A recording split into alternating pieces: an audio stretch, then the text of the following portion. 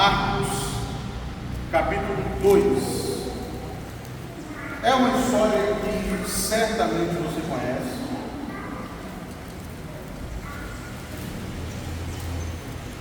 Que a gente aprende desde cedo na escola bíblica, que a gente ensina, que a gente conhece de maneira a imaginar os detalhes da história e que tem muitas lições preciosas ao nosso coração aqui.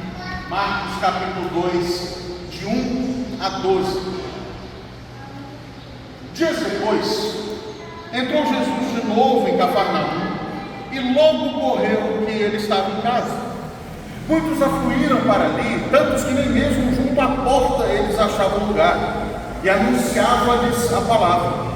Alguns foram ter com ele, conduzindo um paralítico, levado por 4 homens, e não podendo aproximar-se dele por causa da multidão, descobriram o eirado no ponto correspondente ao que ele estava, e fazendo uma abertura, baixaram o leito do jazido doente. Vendo-lhes a fé, Jesus disse ao paralítico: filho, os teus pecados estão perdoados. Mas alguns dos escribas estavam assentados ali e arrazoavam no seu coração: por que fala ele deste modo? Isto é blasfêmia. Quem pode perdoar pecados senão um, que é Deus? E Jesus, percebendo logo por seu espírito que eles assim arrazoavam, disse-lhes: por que arrazoais sobre estas coisas em vosso coração? Qual é mais fácil? Dizer ao paralítico: estão perdoados os teus pecados, ou dizer: levanta-te, toma o teu leito e anda? Ora, para que saibais que o Filho do Homem tem sobre a terra autoridade para perdoar pecados, disse ao paralítico: eu te levanto, eu te mando, levanta-te, toma o teu leito e vai para a tua casa. Então ele se levantou e no mesmo instante, tomando o leito, retirou-se à vista de todos, a ponto de se admirarem todos e darem glória a Deus, dizendo: jamais vimos coisa assim. Vamos orar mais uma vez? Senhor, nós estamos diante da Tua palavra, que é santa, é viva, é poderosa e é eficaz. Somos gratos, ó Deus, pelo dom da Tua palavra. Gratos, ó Deus, porque o Senhor nos dá acesso a ela e porque podemos ler, meditar, crer e aprender dela a cada dia. Assim, Senhor, abre nosso coração agora, ilumina nossas mentes pelo Teu Espírito Santo, a fim de receber com carinho, com zelo e atenção a verdade eterna do Senhor. Que essa verdade bendita, essa semente do Evangelho, possa de fato, de verdade, criar raiz no nosso coração e de fato frutificar para a glória do Senhor. Em nome de Jesus. Amém. Vou fazer uma pergunta que eu sei a resposta. Você tem problema? E talvez só de fazer a pergunta já tenha vindo uma montoeira de problema na sua cabeça. Talvez só de fazer a pergunta e de começar a pensar, você já começou a colocar numa escala. Esse problema aqui é mais sério, esse daqui é mais ou menos, esse é muito grave, esse daqui é grave, mas eu consigo, sabe, dar aquela empurrada para um lado. Mas é fato, todos nós temos problema, ou, para ser bem honesto, problemas no plural. Nós passamos por lutas, passamos por dores, enfrentamos desafios, obstáculos, e vamos ser bem honestos, às vezes a gente não sabe o que fazer. Às vezes a gente fica esbarrado. Às vezes, diante dos problemas e das lutas, a gente parece o povo de Israel naquela fuga do Egito. Chega diante do Mar Vermelho, e agora? É um mar na frente, a turma de Faraó lá atrás. O que eu faço? Como que eu consigo sair dessa? Porque afinal, naquele momento, eles não viam ainda o mar aberto. E às vezes nós não vemos o mar aberto à nossa frente. Às vezes nós só enxergamos os problemas. Mas deixa eu te contar uma coisa. Por mais graves seja aquele pior problema que você conseguiu pensar, ele não é ainda o seu pior problema. Não é o meu pior problema. E esse texto nos ensina muito sobre isso. Porque abre os nossos olhos para a realidade do nosso coração e nos mostra qual é, evidentemente, o nosso maior problema. É o pecado. É o pecado do nosso coração. Esse sim é o problema que ocupa o primeiro lugar no pódio de todos os outros. Veja o que está acontecendo no texto. O texto sagrado nos diz que dias depois Jesus entrou em Cafarnaum. Dias depois do quê? A gente não pode aqui seguir o Evangelho de Marcos para ter uma perspectiva de tempo, ok? Por que isso? Porque o Evangelho de Marcos foi escrito pensando muito mais em eventos do que em datas. Marcos não está preocupado em colocar as coisas necessariamente na ordem de acontecer. Porque se você olhar aí na sua Bíblia, no capítulo 1, o último evento do capítulo 1 é a cura de um leproso. Mas se você vai lá para Mateus, depois da cura de um leproso, Jesus vai sair de Cafarnaum, sua cidade, onde era sua casa, e vai para uma cidade que era a terra dos Gerazenos ou Gadarenos. Naquela cidade, e ali é para mim um dos episódios mais marcantes do ministério de Jesus, nosso Senhor atravessa o mar e encontra uma tempestade no meio dessa travessia, chega à terra dos Gadarenos, e ali o negócio dele é um homem só. Jesus vai para libertar um sujeito que está possesso de espírito imundo. Jesus resolve ele volta para Cafarnaum. Jesus se arrisca no meio de uma tempestade por causa de uma pessoa. Nossa, é maravilhoso. Porque se ele fez isso por um, só ele faz isso por nós. Ele ainda enfrenta as tempestades por nós. Mas veja, ele retorna, de acordo com o relato de Mateus, para a sua cidade, para a terra de Cafarnaum. E aí acontece o que está descrito aqui em Marcos 2. Onde Jesus ia junto com uma multidão. Jesus nunca estava sozinho, a não ser que ele intencionalmente procurasse fazer, a não ser que ele tentasse ficar sozinho. Mas via de regra, por onde Jesus andava, uma multidão andava com ele. Quando ele chega na sua casa, isso não é diferente. Ele então na sua casa começa a ensinar. E tem muita gente ali para ouvir o que Jesus vai dizer. Olha aí. Muitos afluíram para ele, verso 2. Tantos que nem mesmo junto à porta eles achavam lugar. Imagina que você está na sala da sua casa, sentado, e não tem jeito nem de chegar na porta. Alguma coisa diferente está acontecendo. Tem gente de todo tipo. Quando Jesus vai, tem multidão, e no meio da multidão não tem só um tipo de pessoa. Tem gente ali que está ali por Jesus de verdade. Tem gente que está ali porque anseia o que ele tem dizer. Tem gente que está ali desesperada pelo que Jesus tem para falar com eles e pelo que ele pode fazer. Tem gente que está ali só de curioso. E a gente cai nisso também. Toda vez você passa em frente em vida, tem um monte de gente que morreu. A gente não pode ver um povo junto que a gente quer saber o que está acontecendo. Isso é natural. Tinha gente assim na casa de Jesus. E tinha gente que estava ali só para tentar colocar Jesus à prova. Tinha gente que estava ali, não de coração sincero. Tinha gente que estava ali, na verdade, com um espírito completamente perturbado, com o único objetivo de encontrar em Jesus uma falha para que ele pudesse ser punido. E de repente aparece na história 4 homens carregando um paralítico, carregando um homem que não podia andar. Esses homens veem aquela multidão na porta de casa. Por que aqueles homens querem ir até Jesus? Certamente já haviam ouvido o que Jesus faz. Já haviam ouvido que Jesus tinha curado leprosos. Haviam ouvido que Jesus mostrado cegos, haviam ouvido que Jesus tinha libertado alguém endemoniado, haviam ouvido muita coisa. Então vamos levar esse nosso amigo a Jesus, porque ele que está sem esperança nessa cama, pode recobrar a esperança agora. Quando eles chegam, casa chega. E aí fica a pergunta primeiro para o seu coração: era esse o maior problema deles? Porque talvez para muitos de nós seria. Para muitos de nós, a reação imediata seria: olha, a gente está aprendendo tudo, mas está muito cheio, não dá para falar com Jesus agora. Olha o tanto de gente que tem aqui. Você viu que a gente tentou?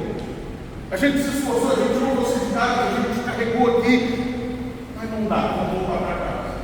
Mas eles não fazem isso. Eles acham que tem um outro jeito de chegar a Jesus, e de fato tem.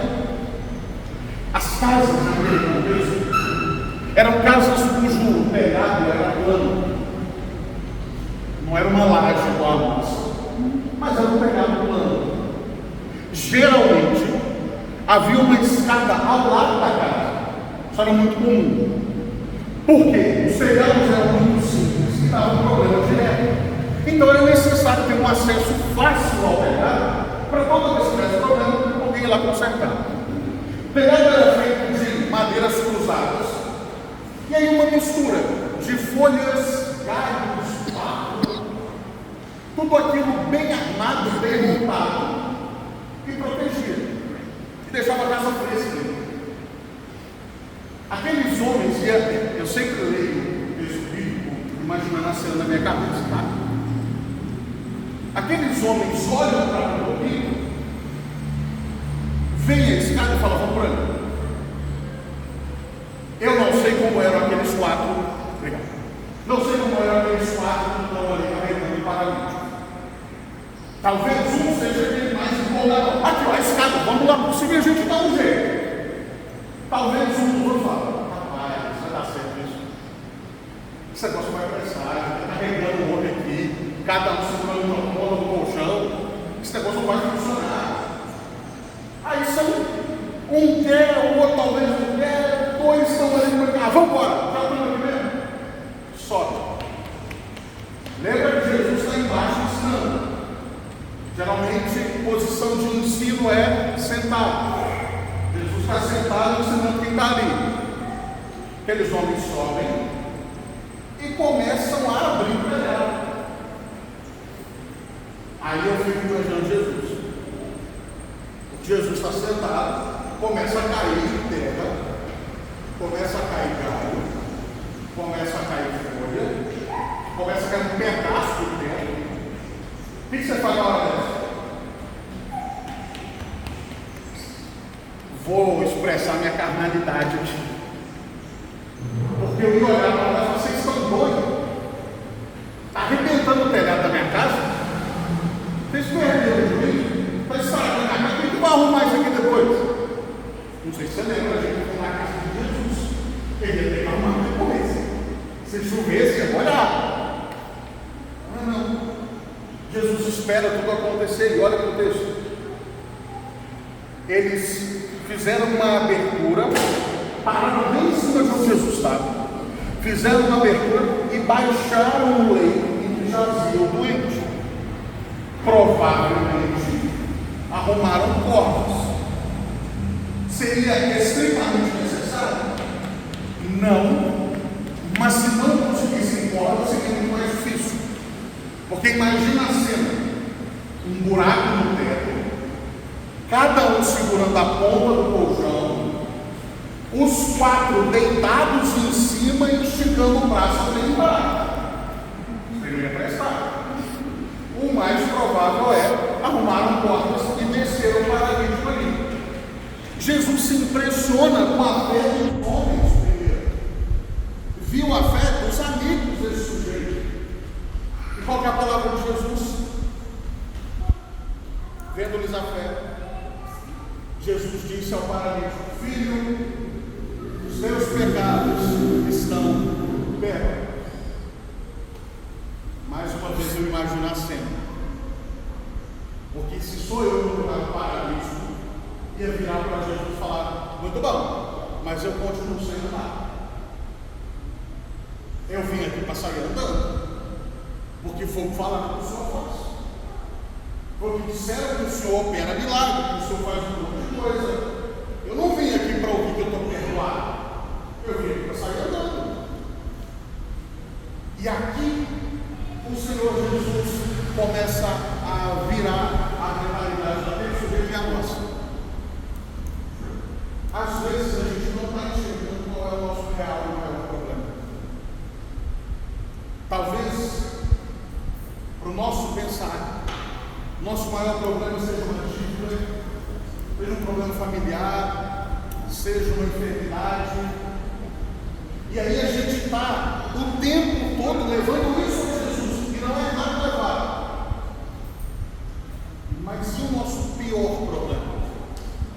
Aquele que médico nenhum resolve, aquele que dinheiro nenhum resolve, aquele que terapeuta nenhum resolve, e o nosso maior problema chamado pecado. O que a gente faz com ele?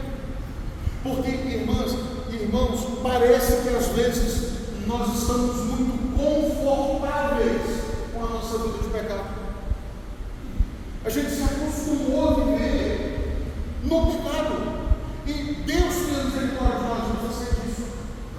A gente precisa entender que o pecado do nosso coração é a primeira coisa que precisa ser tratada na nossa vida. Todo o resto vem depois.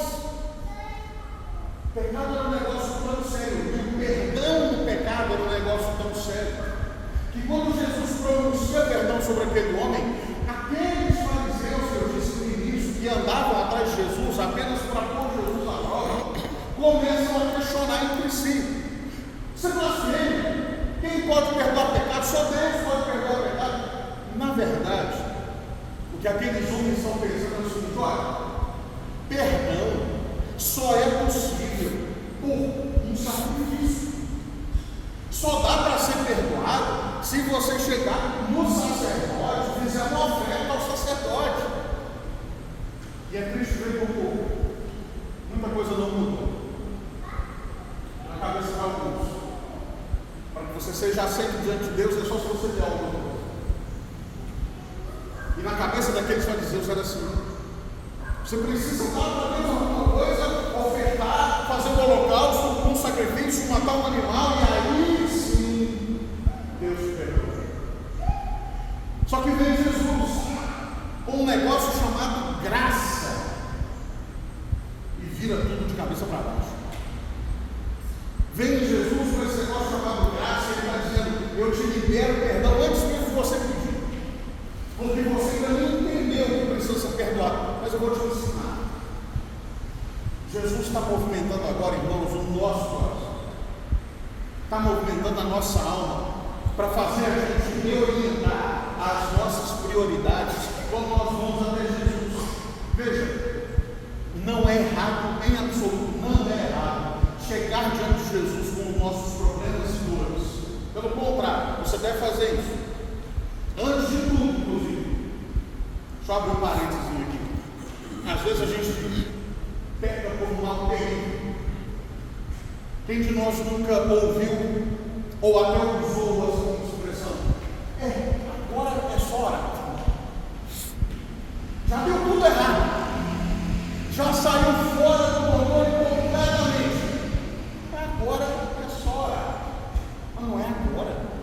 A gente está orando isso antes. Desde o início, antes do problema acontecer e aparecer. A gente precisa levar os problemas a Jesus, é verdade. Mas antes disso, Jesus está nos ajudando a entender que nós precisamos reconhecer a nossa necessidade de perdão e reconciliação com Ele. Jesus está nos ensinando que nós precisamos entender que não adianta nada ser curado, não adianta nada ter dívida paga, não adianta nada ter o pensamento mais feliz do mundo, se nós continuarmos mortos nos nossos pecados. Nós todos Jesus. O ensino fundamental desse texto é esse. Você pode chegar até Jesus com um pedido. A beleza da graça de Deus é que Ele nos dá muito mais do que nós pedimos, embora nem sempre nos dê aquilo que nós pedimos. Nem sempre Deus vai curar, nem sempre Deus vai resolver o problema do casamento, nem sempre Deus vai resolver a nossa vida, nem sempre. Mas uma coisa eu tenho certeza: se você se aproxima do Senhor com o coração quebrantado, com fé, arrependido e confiante, eu tenho absoluta certeza que o seu maior problema é resolvido. O seu pecado é perdoado, Ele dá perdão. E irmãos, não há nada mais valioso que isso, porque é a partir do perdão que eu serei motivado a viver para a glória do Senhor, porque nós não vivemos por boas obras, nós não conquistamos o amor de Deus, não conquistamos o favor de Deus pelo muito fazer, é por graça mediante a fé. E a partir dessa graça mediante a fé entrar no nosso coração e transformar de uma vez por todas, aí sim nós fazemos boas obras. É isso que Paulo declara em Efésios 2, que a gente tem um vício danado em repetir apenas o versículo 8 e 9. Pela graça sois salvos, mediante a fé, isso não vem de nós, é o dom de Deus, não de obras para que ninguém se glorie. E aí a gente para aí. Mas o verso 10 relembra: pois somos feitura dele, criados em Cristo Jesus para as boas obras, as quais Deus de antemão preparou para que andássemos nelas. Primeiro eu sou salvo, primeiro eu sou redimido, primeiro eu sou reconciliado, e então eu faço para a glória de Deus. Então eu trabalho, então eu faço boas obras, então eu sirvo. Porque o servir é consequência do ser salvo e não o contrário. Eu não sou salvo pelo muito que eu faço, eu sou salvo pelo muito que Jesus fez. Ele fez basta. A gente não precisa matar Jesus de novo. A gente não precisa que Ele venha de novo, oferecer de novo o sacrifício. O sacrifício Ele tem feito. O que nos resta é aceitar pela fé esse bendito sacrifício e crer que esse bendito sacrifício nos dá perdão dos pecados e nada além desse sacrifício. Quando eu olho para esse texto, eu sou lembrado dessas verdades.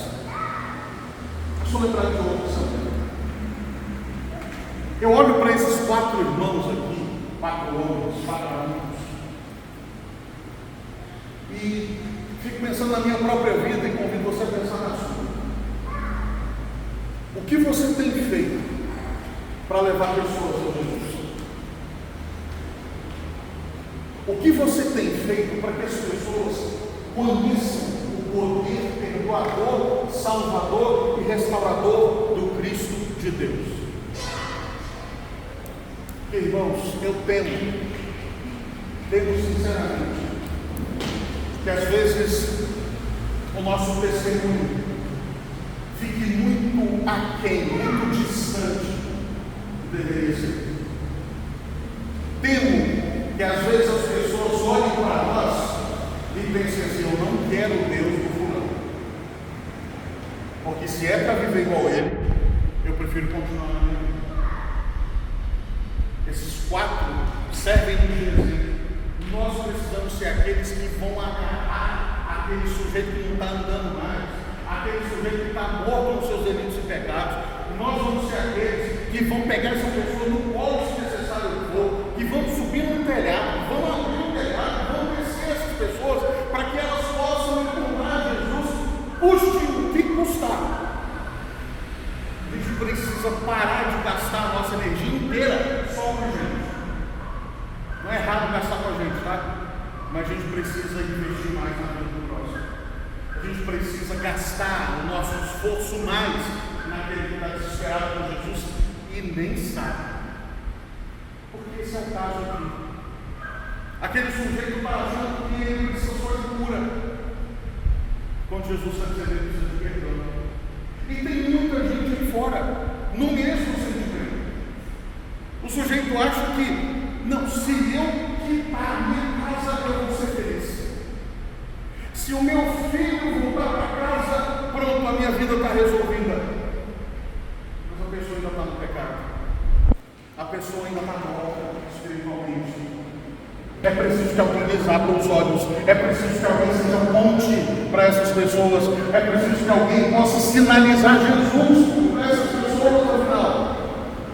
Que Deus nos dê graça para ser igrejas que vão levar pessoas a Jesus. Não é meramente convidar para culto, não. É de fato se aproximar de Jesus com ele. Se aproximar de Cristo com essas pessoas.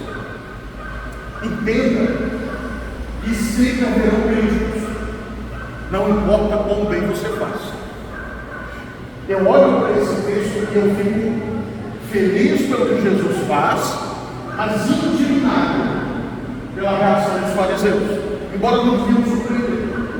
Porque afinal, esses escribas estão questionando o seu coração que Jesus faz. Jesus está dando para aquele homem o maior presente que ele recebeu. E tem gente reclamando. E tem gente achando. E tem gente que está no seu coração pensando: bobagem, isso não devia estar acontecendo. Isso aqui é um absurdo. Isso aqui é bobeira. Não é possível. Por isso que a gente precisa estar muito atento com o nosso serviço a Deus, para entender se de fato ele é a Deus ou não. Irmão querido, tem gente que vai se criticar. Não interessa o que você faça. Sabe o que você faz na vida? Despreza e continua trabalhando. Continua trabalhando. Se Jesus ficasse preso àqueles que faziam críticas quanto às suas ações, Jesus não tinha feito nada. Porque na primeira vez que Jesus faz alguma coisa, ia ter gente criticando. E ele queria fazer. A gente precisa entender que o nosso serviço é para o Senhor, certo? É para a glória de Deus. Então, se o outro vai achar ruim, vai achar mais ou menos, não vai gostar, é problema dele com Deus. Eu sei o que faço. Eu sei como faço. Faço de coração íntegro diante de Deus. Faço com sinceridade de coração. Faço com zelo para a glória de Deus. E eu vou continuar fazendo, porque não interessa o que faço. Mas acima de tudo, irmãos, vamos a Jesus. Vamos a Jesus, porque Ele perdoa. Vamos a Jesus, porque Ele restaura. Vamos a Jesus, porque Ele dá o que ninguém mais pode dar. Esse mundo oferece muitos prazeres temporários, muita satisfação que o salário de Deus faz. Jesus está oferecendo para nós, dia a dia, perdão, que garante não apenas uma eternidade feliz, mas garante um presente feliz. Porque o maior peso do nosso coração foi retirado. A maior dor da nossa alma sarou. E agora, a maior briga, a maior inimizade que nós tínhamos contra o Deus Senhor Todo-Poderoso, não existe mais. Esse Deus que antes nos via como inimigos, Ele agora nos chama de filhos, graças à obra de Jesus, graças ao perdão de Jesus. Qual é o seu maior problema? E o meu é o pecado. Louvado seja Deus. Jesus tem solução para o pecado. Amém? Deus nos abençoe, nos fortaleça, nos ilumine com a sua graça a cada dia, nos ajude a compreender o que é de fato mais importante, fundamental para a nossa vida. Deus abençoe.